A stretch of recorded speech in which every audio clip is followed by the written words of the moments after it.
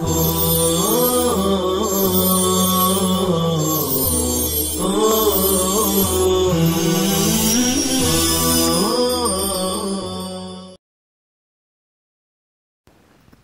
اللہ الرحمن الرحیم۔ فصل فی ثم، یہ فصل ہے ثم کے بیان میں۔ اس سے پہلے دو حروف بیان کیے تھے، واو اور فا، ان کو ختم کر کے اب ثم کی بحث مصنف علیہ الرحمہ شروع فرما رہے ہیں۔ چنانچہ مصنف علیہ الرحمہ نے فرمایا ثم للتراخی، ثم تراخی یعنی مہلت کے لیے آتا ہے، یعنی ثم یہ بتلاتا ہے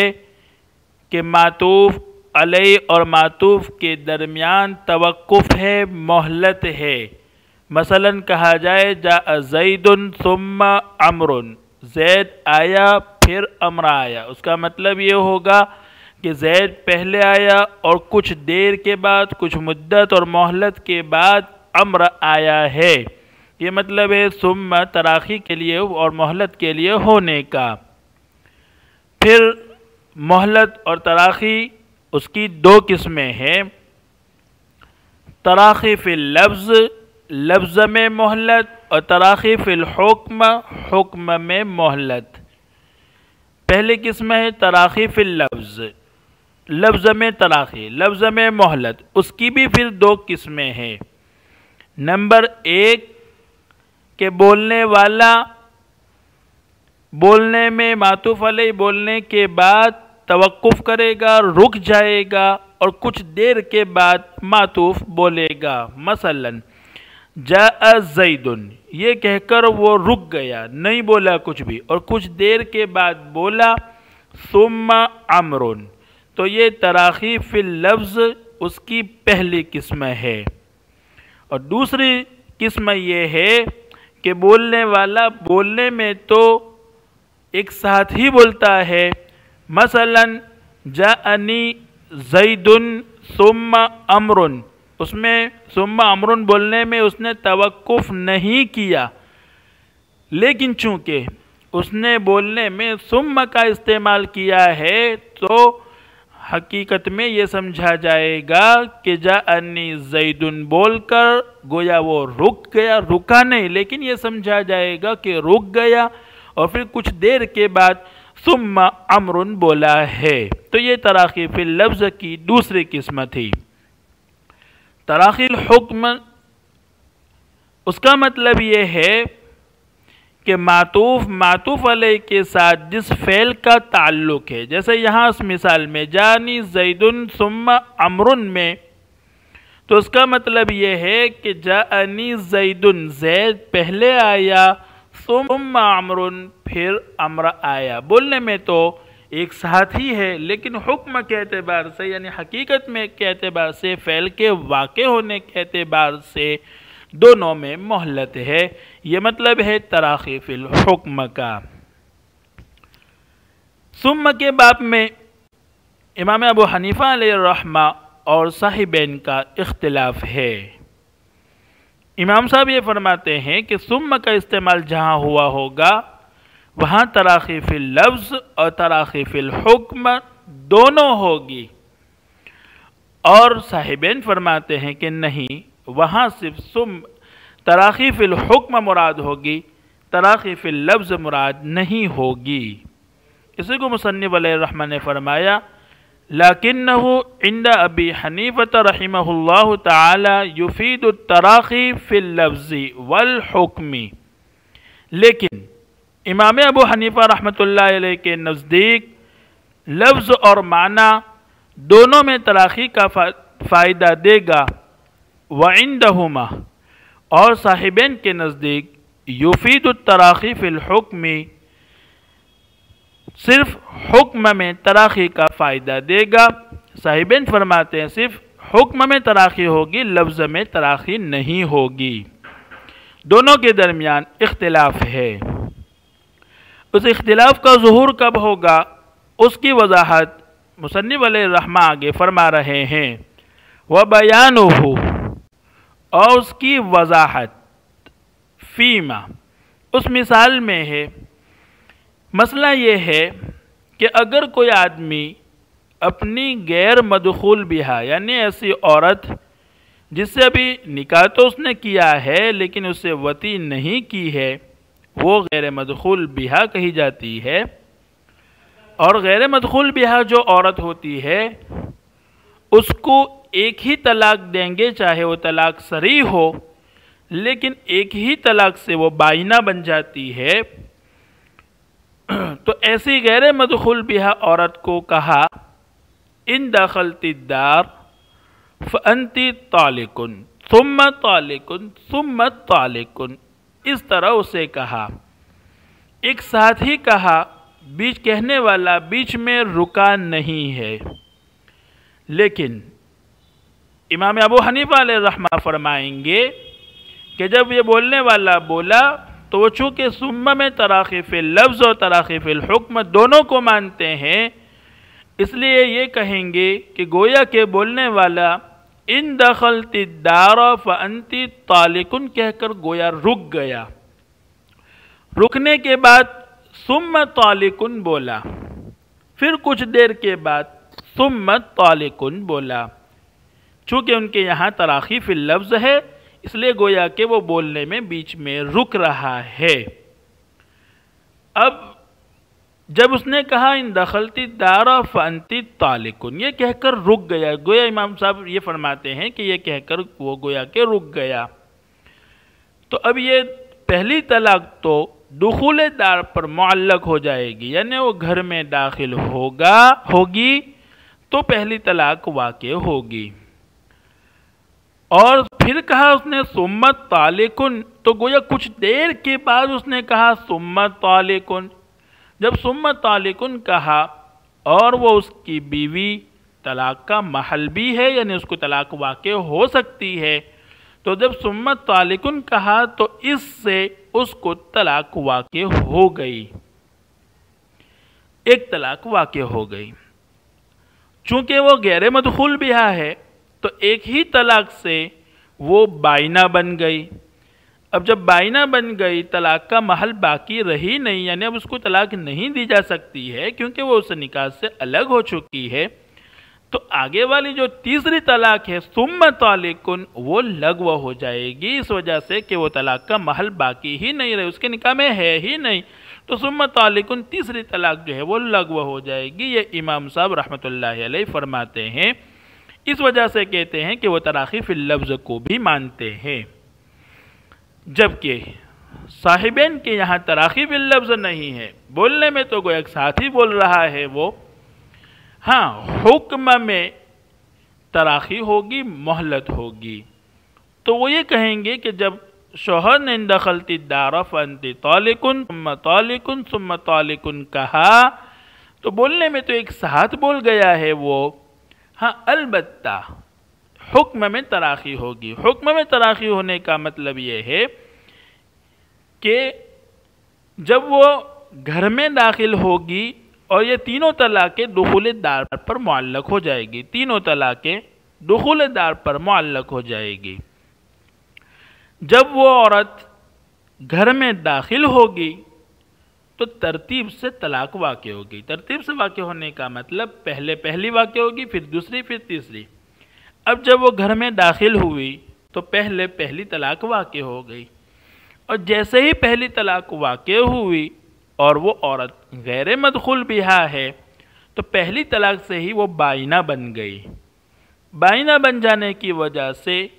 اب وہ طلاق کا محل باقی ہی نہیں رہی، یعنی اس کو طلاق واقع ہو ہی نہیں سکتی۔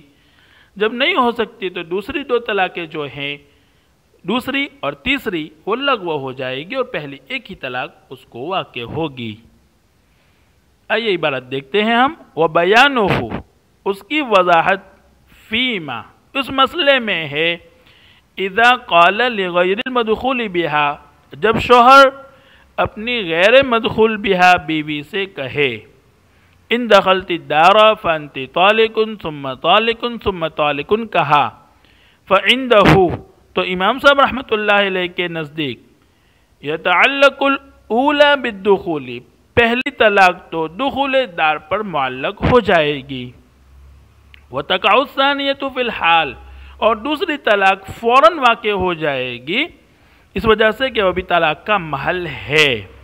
وَلَغَتِ الثَّالِثَةُ اور تیسری طلاق لغو ہو جائے گی، لغو اس وجہ سے کہ جب دوسری طلاق واقع ہوئی تو ایک ہی طلاق سے وہ بائنہ بن گئی۔ وَعِنْدَهُمَا اور صاحبین کے نزدیک يَتَعَلَّقُ الْكُلُّ بِالدُّخُولِ تمام طلاقیں دخول دار پر معلق ہوگی، دخول دار پر اس وجہ سے معلق ہوگی کہ وہ تراخی فی اللفظ کو نہیں مانتے ہیں۔ ثم عند الدخول پھر داخل ہونے کے وقت، گھر میں داخل ہونے کے وقت یظہر الترتیب طلاق واقع ہونے میں ترتیب ظاہر ہوگی۔ فلا یقع الا واحدۃ تو واقع نہیں ہوگی مگر ایک ہی، چنانچہ ایک ہی طلاق واقع ہوگی، دوسری اور تیسری طلاق لغو ہو جائے گی۔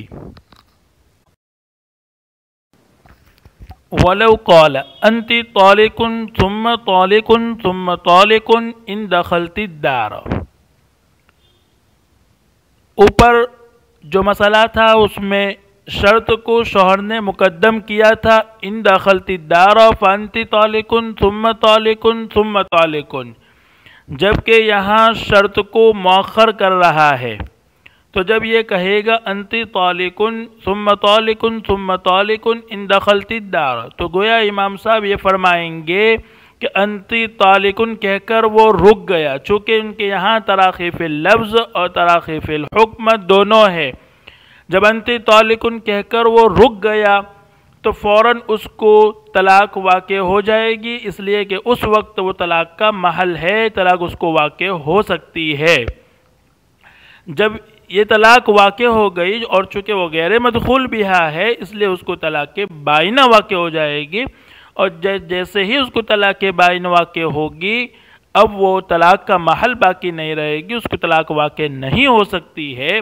اس لیے پھر دوسری اور تیسری جو طلاق ہے وہ دونوں لغو ہو جائے گی۔ صاحبین یہ فرمائیں گے کہ واقع تو ایک ہی ہوگی لیکن وہ دخول دار کے وقت واقع ہوگی، وجہ وہی ہے کہ ان کے یہاں تراخی فی اللفظ نہیں ہے بلکہ تراخی فی الحکم ہے، تو تینوں کا تعلق دخول دار پر معلق ہوگا۔ جب وہ داخل ہوگی تو انت طالق پہلے واقع ہوگی، جب واقع ہوگی تو فوراً وہ طلاق کا محل واقع باقی نہیں رہے گی، اس لیے دوسری اور تیسری ان کے یہاں بھی لغو ہو جائے گی۔ اسی کو مصنف علیہ الرحمہ نے فرمایا وَلَوْ قَالَ اور اگر شوہر اپنی غیر مدخول بہا سے کہے انت طالق ثم طالق ثم طالق ان دخلت الدار فعند ابی حنیفہ رحمہ اللہ تعالی تو امام صاحب رحمۃ اللہ علیہ کے نزدیک وقعت الاولی فی الحال پہلی اسی وقت واقع ہو جائے گی، وَلَغَتِ الثَّانِيَةُ وَالثَّالِثَةُ اور دوسری اور تیسری طلاق لغو ہو جائے گی، اس لیے کہ وہ محل باقی ہی نہیں رہی ہے۔ وَعِنْدَهُمَا اور صاحبین کے نزدیک يَقَعُ الْوَاحِدَةُ ایک ہی واقع ہوگی عند الدخول دخول دار کے وقت، لما ذکرنا اس دلیل کی وجہ سے جو ہم نے ذکر کیا کہ ان کے یہاں تراخی فی اللفظ نہیں ہے، صرف تراخی فی الحکم ہے۔ وَإِن كَانَتِ الْمَرْأَةُ مَدْخُولًا بِهَا اور اگر عورت مدخول بہا ہو، اوپر جو مثالیں بیان کی تھی وہ غیر مدخول بہا کی بیان کی تھی، اب یہاں سے عورت مدخول بہا ہو اس کو بیان فرما رہے ہیں۔ عورت اس کی مدخول بہا ہے اور شوہر نے شرط کو مقدم کیا اور کہا ان دخلت الدار فانت طالق ثم طالق ثم طالق، تو امام صاحب یہ کہیں گے گویا کہ وہ ان دخلت الدار فانت طالق بول کر رک گیا، پھر ثم طالق کہا، پھر رک گیا، پھر ثم طالق کہا، تو پہلی طلاق جو ہے وہ دخول دار پر معلق ہو جائے گی اور دوسری اور تیسری طلاق اسی وقت واقع ہو جائے گی، کیونکہ ان کے یہاں تراخی فی اللفظ ہے۔ جب تراخی فی اللفظ ہے تو اس کا شرط سے کوئی تعلق نہیں، جب تعلق نہیں ہے شرط سے تو اسی وقت دوسری اور تیسری طلاق دونوں واقع ہو جائے گی۔ چونکہ وہ مدخول بہا ہے اس لیے وہ طلاق کا محل بھی ہے، اس لیے دوسری بھی واقع ہوگی اور تیسری بھی، یعنی دو طلاقیں واقع ہوگی اور پہلی دخول دار پر معلق ہوگی۔ اگر عدت کے درمیان وہ گھر میں داخل ہوگی تو تیسری بھی طلاق اس کو واقع ہو جائے گی۔ اور اگر شوہر نے شرط کو مؤخر کیا ہے اور یہ بولا انتی طالقن ثم طالقن ثم طالقن ان دخلتی الدار، اگر اس طرح وہ بولا ہے تو صورت میں پہلی اور دوسری طلاق اسی وقت واقع ہو جائے گی امام صاحب کے نزدیک، کیونکہ ان کے یہاں تراخی فی اللفظ ہے تو پہلی دو طلاق کا شرط سے کوئی تعلق نہیں، اور تیسری طلاق جو ہے وہ دخول دار پر معلق ہو جائے گی۔ جبکہ صاحبین رحمہم اللہ فرماتے ہیں چونکہ ان کے یہاں تراخی فی اللفظ نہیں ہے، لفظ میں کوئی تراخی نہیں ہے، اس وجہ سے تینوں کی تینوں طلاقیں دخول دار پر معلق ہوگی۔ جب وہ عورت گھر میں داخل ہوگی اس وقت ترتیب سے تینوں طلاقیں واقع ہو جائے گی، چونکہ وہ مدخول بہا ہے اس لیے وہ طلاق کا محل ہے بھی، اس سے تینوں طلاقیں پہلے پہلی پھر بعد میں دوسری تیسری، اس طرح تینوں طلاقیں واقع ہو جائے گی دونوں صورتوں میں۔ دونوں صورتوں کا مطلب یہ ہے کہ چاہے وہ شرط کو مقدم کرے یا مؤخر کرے۔ وَإِن كَانَتِ الْمَرْأَةُ مَدْخُولًا بِهَا، اور اگر عورت مدخول بہا ہو، فَإِن قَدَّمَ الشَّرْطَ، شوہر نے شرط کو مقدم کیا، تعلقت الاولی بالدخول، تو پہلی طلاق تو دخول دار پر معلق ہوگی، وَيَقَعُ الثِّنْتَانِ فِي الْحَالِ، اور دو طلاقیں اسی وقت واقع ہو جائے گی عند ابی حنیفہ رحمہ اللہ تعالی۔ وَإِنْ أَخَرَ الشَّرْطَ، اور اگر اس نے شرط کو مؤخر کیا ہے، وَقَعَ الثِّنْتَانِ فِي الْحَالِ، تو دو اسی وقت واقع ہو جائے گی، وَتَعَلَّقَتِ الثَّالِثَةُ بِالدُّخُولِ، اور تیسری طلاق جو ہے وہ دخول دار پر معلق ہوگی۔ وَعِنْدَهُمَا، اور صاحبین کے نزدیک يَتَعَلَّقُ الْكُلُّ بِالدُّخُولِ، تمام طلاقیں دخول دار پر معلق ہوگی فی الفصلین، دونوں صورتوں میں، یعنی اس نے شرط مقدم کی ہو یا مؤخر کی ہو۔ السلام علیکم ورحمۃ اللہ وبرکاتہ۔